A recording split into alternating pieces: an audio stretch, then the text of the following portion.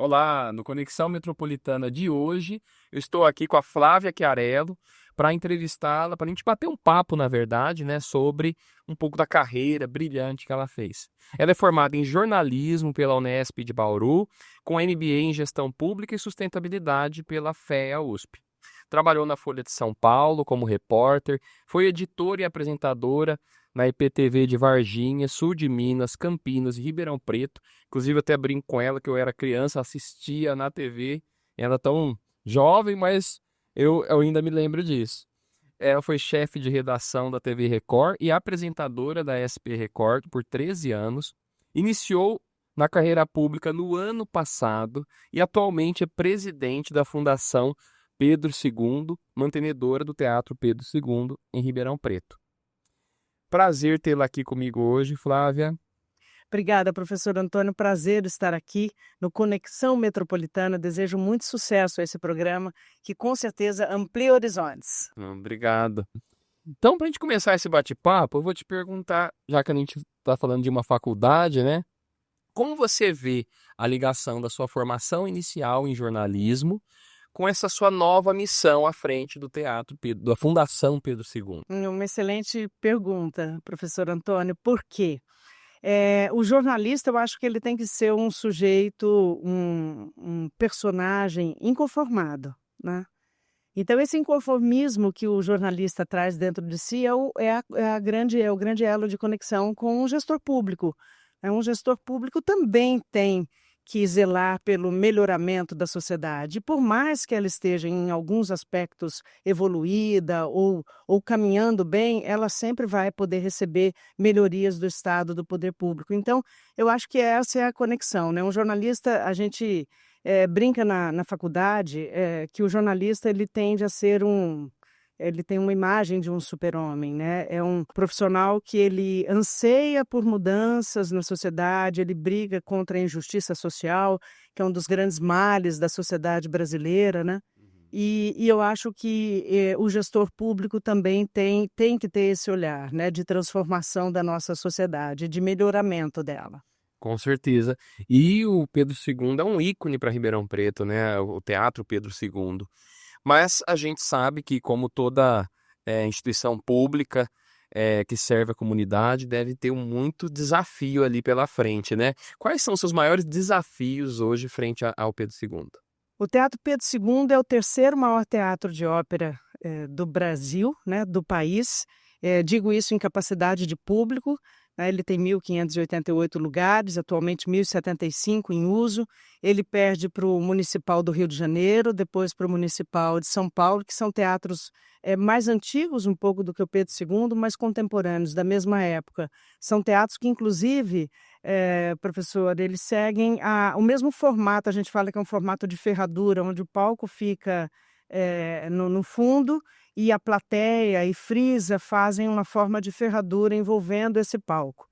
E com os camarotes, eles são muito parecidos, eles seguem um modelo. Então, o Teatro Pedro II é um teatro que tem uma conexão muito grande com a nossa cidade, com a nossa região, com o nosso estado, com o nosso Brasil. Ele tem um desafio grande porque é um teatro, eu chamo Pedro II um pouco de fênix, que é essa ave que sempre renasce, né? Ele teve um incêndio grande em 1980, ele é de 1930, ele renasceu, né? Ele morreu em 1980 com esse incêndio provocado por um curto-circuito que destruiu o teto dele. Depois ele ficou por 15 a 16 anos completamente sendo um transtorno dentro do centro de Ribeirão Preto, que ele fica bem ali na Praça 15, para quem eventualmente não o conhece. Então, aí ele foi reformado, restaurado, e desde 95, digo isso, porque desde 95 ele não recebe uma reforma estrutural. Então, em 95 ele foi restaurado, foi reentregue em 96 à população, e de lá para cá já são quase 30 anos. Então, como CEO aqui da Faculdade Metropolitana, e estamos num prédio novo, né, que foi também reformado, né? Sim. Você bem sabe que há um custo, qualquer dona de casa, qualquer dono de casa consegue saber que há um custo de manutenção dos edifícios, né? Pedro II ele parece um prédio de 2 andares, mas ele tem, na verdade, quase que 5 andares, né? Porque ele tem subsolo, ele tem primeiro, segundo, terceiro andar, ele tem uma sala de dança. um camarim mais em cima. Então é um teatro que atualmente ele precisa de reformas estruturais muito grandes. Ele precisa de troca de ar-condicionado, ele precisa de troca de um telhado. A gente, quando eu assumi o Pedro II, em janeiro, ele tinha já, estava época de chuva, que agora está retornando, ele já apresenta algumas goteiras em alguns pontos. A gente tem ali a obra da Tomi Otake, que é essa artista plástica japonesa, naturalizada brasileira, que construiu o teto do Teatro Pedro II, dando aquele choque de modernidade com o antigo, né? Ela fez ali, projetou aquele visual daquelas ondas disformes, né, que formam o teto em gesso, terminando com um lustre chamado Gota d'Água, né, representando o elemento água, que curou o Teatro do Fogo. Então, a gente tem ali que consertar essas goteiras para que elas não afetem ainda mais essa obra, fazer reforma do ar-condicionado, algumas reformas mais estruturais que já estão sendo pensadas. Esse foi um objeto, um pedido do prefeito, Ricardo Silva, que eu tenho muito orgulho de ter sido convidada por ele para fazer parte dessa Ele equipe. fez uma excelente escolha. Obrigada, professor. E tenho muito orgulho, e foi um pedido do prefeito que eu cumprisse com a função precípua da Fundação Dom Pedro II, que é de cuidar daquele patrimônio, portanto, cuidar da manutenção do prédio, e, ao mesmo tempo, cumprir com a missão dele, que é de abrir as portas para a população e de ofertar e facilitar o acesso à cultura, à arte e à educação. Então, acho que o principal desafio hoje em dia é conseguir dinheiro e organização para que a gente faça as reformas estruturais necessárias do Pedro II, que não são baratas. Não. Né? Vocês estão pensando em envolver iniciativa privada, trazer junto, abrir participação? Sem dúvida, professor. Por quê? Nós temos dinheiro para fazer a reforma do telhado já. Foi uma emenda do deputado federal Baleia Rossi, com uma grande contribuição da prefeitura. Nós vamos fazer essa reforma do telhado, o projeto já está aprovado no CONPAC e também no CONDEFA. E em breve, digo em breve mesmo, a gente vai começar com a ajuda da Secretaria de Cultura e também da Secretaria de Infraestrutura. E com chuva e tudo. A empresa promete conseguir fazer faseada essa troca do telhado, e então a gente vai fazer para que o teatro possa abrir as portas o ano que vem sem o problema das goteiras. Então, nós vamos, com a ajuda de todos, conseguir fazer isso. A reforma do ar, nós temos parte da verba, mas a gente vai conseguir também, vamos buscar junto à iniciativa privada, e agora a gente está conseguindo também ter uma assessoria jurídica, a prefeitura está nos ajudando nisso, para que a gente consiga, professor, também estabelecer como essas parcerias com a iniciativa privada podem ser feitas. Sim, eu né? sempre tem uma burocracia, um processo final, né? Isso, dentro de um chamamento, né? Dentro Mas de toda quando vocês tiverem isso instrumentalizado, já deixo aqui minha conclamação aos empresários da cidade, da região, para que participem, colaborem dentro dos editais, dos processos que vocês vão abrir, e contem conosco também, porque é um patrimônio histórico para todos, né? É algo que afeta a vida de todos de forma muito positiva, né? Isso. E eu ia até te perguntar isso. Como que você enxerga o impacto de teatros como o Pedro II no desenvolvimento da cultura, da criança e do adolescente? Porque é isso que eu acho que é a grande importância, né? É muito boa essa pergunta também, professor Antônio, porque eu penso que há políticas públicas Eu penso que o grande problema do Brasil, como eu disse no início, é a desigualdade social. Eu acho que uma nação que caminha bem é uma nação que caminha com um menor nível de desigualdade social e uma maior oportunização a todos.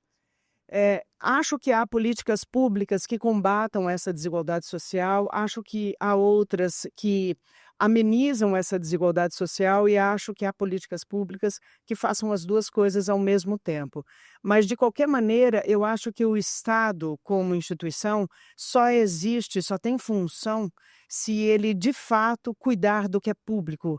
A gente tem, como cidadão, que andar pela cidade e ter orgulho dos nossos espaços públicos. Eles têm que ser, como em vários outros países do mundo, eles têm que dar o exemplo, né, de como aquela nação pode progredir e de como aquela nação pode ser vanguardista, de como ela pode ser moderna, né?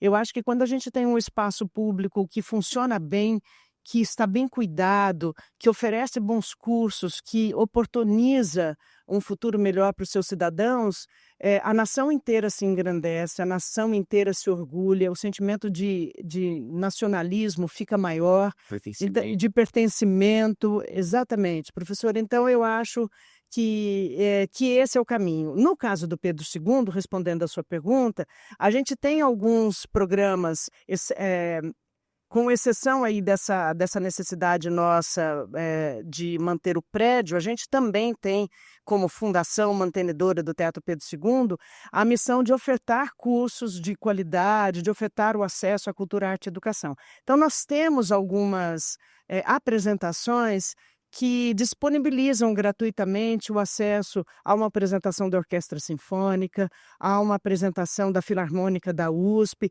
e vários outros projetos no meio do ano que a gente chama escolas públicas, e ali a gente recebe na esplanada do Pedro II 10, 13, 14 ônibus, descendo crianças da região inteira e tendo, por vezes, o primeiro e, às vezes, único contato daquela criança com um espaço, né, de Eu acho que é algo 1930 marcante para a vida dessas crianças, né? Porque às vezes é a única oportunidade que elas vão ter por muito tempo, ou a primeira. ou E tudo que é a primeira, a gente não esquece, né? Eu me lembro a primeira vez que eu fui ao teatro, e eu acho que as escolas da região toda fazem isso, né? Era um dia muito especial quando a gente saía de ônibus das escolas para vir ao teatro, ao Pedro II. Então eu acho que realmente isso que você está colocando é algo bem marcante na vida dessas pessoas. Muito, professor. E eu penso que a gente deveria conseguir fazer um pequeno vídeo de 10 minutos contando essa história rapidamente do teatro. Inclusive, se você puder, vou colocar o link nos comentários. Vai ser ótimo. É maravilhoso, divulgar. esse vídeo é emocionante. Nós divulgamos no aniversário de 95 anos agora do Pedro II, que foi um aniversário também, gostaria de falar, professor, o objetivo foi esse, abrir as portas do teatro, que foi a primeira missão que o prefeito me deu e foi o primeiro.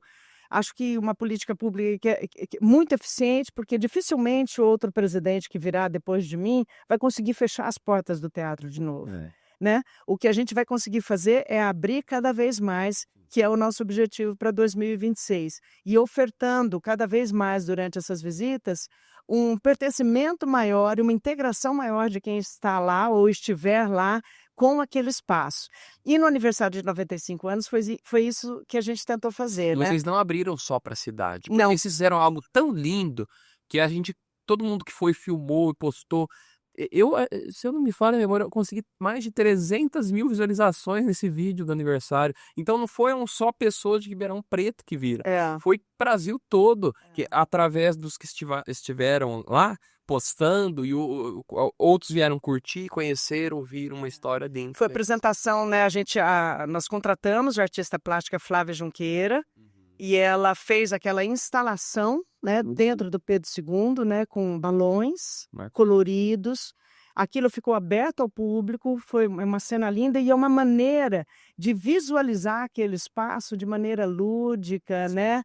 De maneira assim, muito infantil também, fazendo essa relação, né, com as nossas brincadeiras de infância. Trouxe encanto, a hora que você Trouxe encanto, que é isso que a arte tem, né? Ela provoca, né? Então, quem pôde estar no teatro, e qualquer pessoa foi, né? Todos foram convidados, porque o teatro ficou de portas abertas absolutamente o dia inteiro. E então pôde ter essa experiência. E à noite a gente também conseguimos ofertar um show gratuito, que também foi dado da iniciativa privada, através de um chamamento público, tudo dentro da legalidade.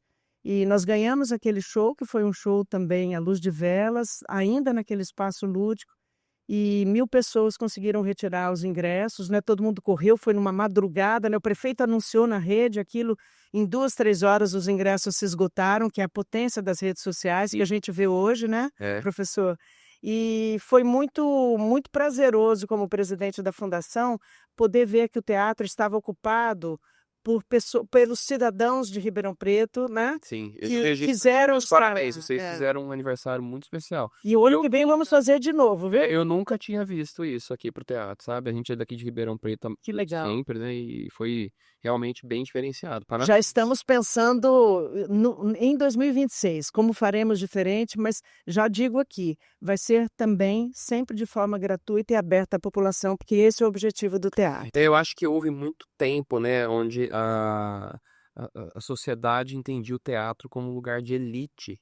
E como também a educação Como superior, também é muito vista, a educação superior, muito vista por muito tempo como algo só para elite, que pudesse pagar muito bem para ter. E é o que você falou, democratizar acesso à cultura, à educação, é o caminho para o progresso real, né? do país inteiro, País todo. não só de uma classe, mas do país inteiro. E é bom ver esse né? movimento de vocês com o Pedro II abrindo para todos, Ah, criando oportunidades de acesso a todos. Acho que pode ter espetáculos de toda a natureza. E vai ter alguns que são caros, aí tem ingresso, a gente sabe. E isso precisa ter, Precisa ter professor, também. porque isso é importante que se diga também. O Pedro II, ele vive o teatro, pouca gente sabe disso, mas também fizemos um regimento no início dessa minha gestão, que deve ser publicado em breve, para tornar público o funcionamento, o uso e ocupação do Pedro II. O Pedro II, ele vive de verba pública, mas ele vive também, ele é uma fundação, a Fundação Dom Pedro II, ela é uma fundação pública de direito privado. O que significa isso? Significa que ela também vive dos espetáculos que nós alugamos ali para que aconteça. A gente não é produtor, o Pedro II não é produtor de espetáculo. Ele aluga aquele espaço e vive dessa renda também. Então, há de se ter um equilíbrio entre os espetáculos pagos e os gratuitos para que a fundação consiga cumprir com sua missão nuclear, que é essa de manutenção do espaço também. Mas mesmo né? assim a gente vê que quando há uma política de inclusão, vocês não esquecem de criar essas oportunidades. Quando é, né? exatamente. Porque eu acho que até mesmo o Pedro II, a gente percebia por um tempo que ele não lembrava tanto de incluir essas pessoas, né? E agora a gente está vendo uma política mais aberta, vocês pensando mais nessa população. Acho que você lembrou muito, né, professor? Acho que educação e cultura são valores confiscados pela elite econômica, né? Para domínio delas, né? E acho que a gente já chega num momento cada vez mais de um grau de cidadania maior, onde a população começa a perceber que a volta de uma nação melhor, a construção de uma nação melhor, não se dá por outro caminho senão o da educação e do estímulo à arte, à cultura, à educação, ao pertencimento, à cidadania. Sim. Não há outro caminho, né? Acho que quando uma criança vai ao teatro, ou um jovem, ele sai com sonhos, né? Ele sempre vai ali de um jeito, ele sai de outro jeito, né? Isso. A arte provoca, né? Provoca. E a arte, ela provoca e eu acho que ela oferta essa oportunidade. Porque assim, imagina, professor, quantas crianças a gente recebe ali, às vezes escutando ópera, que é difícil nos dias de hoje para muita gente. Muita gente já não gosta de ópera. Muita gente ama a ópera, mas muita gente já não gosta. Mas entre o gostar e o não gostar, é importante que haja o conhecimento, o contato com o que existe no mundo. Eu sempre disse isso para o meu filho e digo para todas as crianças que estão lá. Vocês podem gostar ou não gostar, mas vocês precisam, ao menos, saber que existe e que esse setor movimenta músicos, movimenta países, movimenta fábricas de indústrias de instrumento, movimenta compositores, maestros, enfim, que esse universo existe. Ele pode não ser o seu, mas você tem que ter um certo domínio. O jornalista, ele é também um conhecedor ele é um generalista, ele tem que saber um pouquinho de tudo. Eu penso que um bom cidadão também deve saber um pouquinho de tudo. Sim. Como funciona uma faculdade, o sistema de TI, como funciona a inteligência artificial. Né? Por isso o acesso é importante. Você trabalhou muitos anos no jornalismo, né? Foi uma grande jornalista. Você está querendo falar que me viu desde pequenininha. Sim, desde pequenininha. Muitos anos, professor. Mas você começou muito jovem, né? Comecei nova também. Você tem saudades do jornalismo? Como é que fica isso na sua vida? Professor, eu sou uma mulher muito prática. Eu tenho hoje 54 anos, trabalhei 30 anos como jornalista e fui muito realizada como jornalista e vou ser eternamente jornalista porque essa é a minha formação inicial. Mas tenho saudades, sim, porque a gente tem temos saudades, né, dos amigos que deixamos, das conversas que tive, das entrevistas que fiz, né, dos desafios, de tudo que eu aprendi. Mas eu sou tão realizada com as minhas opções atuais, com o tempo que ainda tenho aqui, com as possibilidades de fazer e de aprender tanta coisa. E você almeja seguir na carreira pública, então? Eu almejo Quais são seguir os na, planos? eu almejo seguir na carreira pública, sim, mas me especializando cada vez mais. Agora eu quero seguir fazendo, porque eu acho que a especialização é extremamente necessária, né? A gente precisa ampliar horizontes no que a gente faz, não se acomodar, Uhum, né?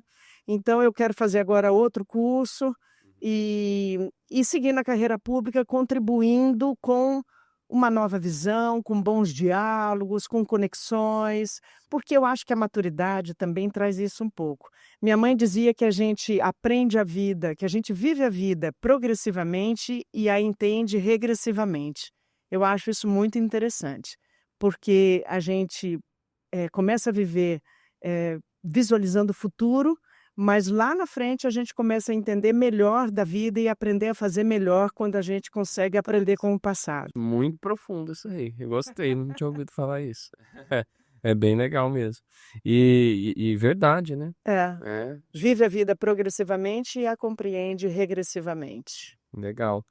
É, e, e hoje, ali no Pedro II, quais são os seus planos para o próximo ano? Você já visualiza assim, em linhas gerais? Você falou um pouco já em relação à estrutura, tá? Quais são os planos em geral, assim, pro... Eu acho que o Pedro II a gente tem que então colocar em prática as reformas que foram estruturadas nesse ano, via licitação, né? Ainda tem a reforma do ar-condicionado, que vai precisar ser feita uma licitação, que demora um pouco mais, mas eu espero conseguir realizar essas reformas, pelo menos essas duas, o ano que vem.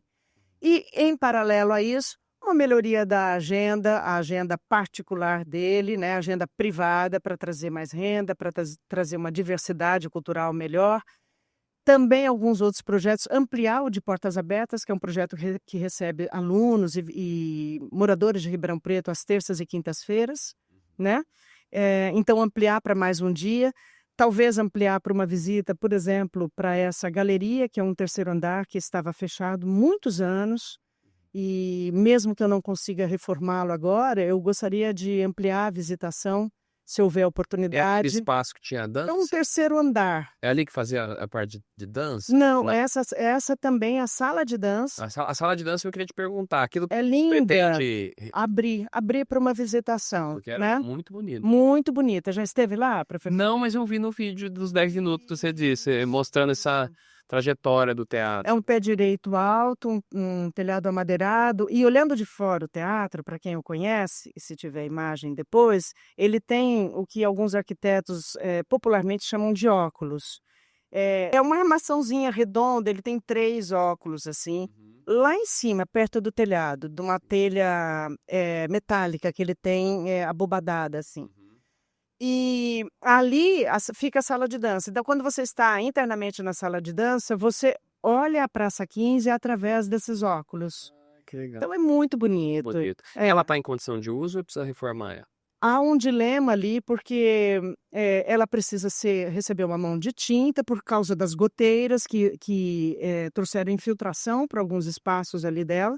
Então, assim que eu reformar o telhado, isso já é sanado. A gente pode passar uma mão de tinta e receber visitação. Uso para dança precisa ser analisado, porque ela fica em cima da sala de espelhos, que é aquele foyer mais sofisticado que o teatro tem, que fica na frente da minha sala. Ele fica no primeiro andar, que é onde, durante os intervalos dos espetáculos antigamente, as pessoas iam até ali para confraternizar, né? Então ali, esse foyer, em cima tem os 3 lustres, eu não sei se vocês estão conseguindo lembrar, mas é uma sala que ela imita o Palácio de Versalhes, que é, né, ao sul de Paris. Claro que é uma representação menor, né? Palácio de Versalhes, ele tem uma galeria dos espelhos, que é voltada, essa galeria, para os Jardins de Versalhes. Aqui, o arquiteto Hipólito Gustavo Pujol Júnior, ele programou essa sala dos espelhos, fazendo uma galeria dos espelhos de fundo, que reflete essa galeria, a Praça 15. com 3 lustres. Acima desse lustre é o que fica a sala de dança. A divisa não tem Então isso, precisa ver se não vai haver impacto. Foi por isso que ela foi também deixada de lado e depois Mas para visitação, para a visitação, com certeza o ano que vem eu espero conseguir abri-la. muito bonita. E eu não poderia encerrar nosso bate-papo sem uma pergunta importante para o nosso público, que é de alunos, né, de estudantes do ensino superior, e nós temos o curso de jornalismo aqui. Qual conselho você dá para o jovem que sonha em fazer jornalismo ou até mesmo que já está fazendo jornalismo? Essa pergunta é muito interessante, professor, porque o jornalismo sofreu um baque muito grande, 2 muito grandes. O primeiro foi com a retirada da importância do diploma, né, pelo Superior Tribunal de Justiça. Por quê? Porque houve uma leitura de que o diploma havia sido concedida, a obrigatoriedade dele, por um decreto da ditadura militar, um decreto de 69. Então, o superior acabou achando que derrubar esse decreto provocaria, na verdade, retornaria ao jornalismo, faria com que o jornalismo tivesse novamente trouxesse essa liberdade de imprensa. Eu não preciso ter diploma para expressar a minha opinião. Acho que essa é uma visão que reinou no judiciário. Há algumas contestações, acho que há uns 2 ou 3, 2 ou 3 ações aí no Supremo que ainda não foram julgadas, mas de movimentos contrários a essa posição. Mas esse foi um baque, porque tirou a necessidade do diploma do jornalismo. Mas é importante que se diga, eu fui chefe de redação há muito tempo da Record, trabalhei também na IPTV. A Folha é uma empresa que eu também trabalhei, que ainda mantém um pouco a contratação, um pouco não, ela contrata jornalistas sem diploma, mas muitas outras grandes empresas ainda preferem o jornalista formado numa faculdade. Porque o jornalista formado numa faculdade, eu sou completamente favorável à faculdade, acho ela extremamente necessária. Ela Traz uma bagagem. ela traz bagagem, ela traz técnica, ela traz ética, ela traz formação humana, ela traz uma experiência de como você pode trabalhar com todos os assuntos, os mais espinhosos, de maneira coerente, ética, justa, transparente e imparcial. É claro que a verdade não existe, mas existe, eu digo, que a pluralidade. Um bom jornalista consegue falar sobre absolutamente todos os assuntos, porque ele vai conseguir distinguir, a faculdade assim o ensina, quais são os setores que devem ser ouvidos para que aquela reportagem tenha todas ou representatividade, as vozes mais plurais possíveis e que tenham necessidade de estar contempladas ali. Isso é o superior que vai trazer. Isso é o ensino superior que vai trazer. É o mesmo caso dos cursos de tecnologia. Também não há uma exigência de diploma para atuação, mas as boas vagas de trabalho São exigem preenchidas. Então é a mesma questão, professor. E uma dica para esse pessoal ter sucesso como jornalista? Aí acho que entra, o jornalista tem que gostar muito de ler, tem que gostar muito de ouvir, tem que ser um ser curioso, tem que ser questionador e tem que ser muito bem informado. O mercado é carente de profissionais muito bem informados, profissionais que, de preferência, que falem várias línguas, que sejam do mundo, porque eu falo que o jornalista ele precisa ter uma conexão muito grande, não só, ele pode ser um jornalista do seu território, e o jornalismo regional fiz a minha vida dentro do jornalismo regional, mas ele precisa ter uma amplitude de olhar muito grande para trazer, de fato, novidade, para olhar notícia em cada pedacinho da nossa cidade, em cada canto, em cada vida, há uma grande reportagem. Isso é muito legal. Flávio, eu quero agradecer muito sua presença aqui hoje com a gente, trazendo esse papo sobre gestão pública, sobre carreira, sobre jornalismo, sobre cultura. Muito obrigado para você, viu? Obrigada, professor. Foi um prazer estar aqui no Conexão Metropolitana. Como eu disse, eu desejo muito sucesso ao programa, que vocês consigam entrevistar mais e mais personalidades dessa cidade, pessoas que tragam pluralidade e novas ideias para a nossa cidade. E é esse o nosso objetivo, que seja um espaço para que todos queiram falar e tenham bons conteúdos para falar, vir aqui, esse espaço tão aberto. Pessoal, muito obrigado pela atenção. Até o próximo episódio do Conexão Metropolitana.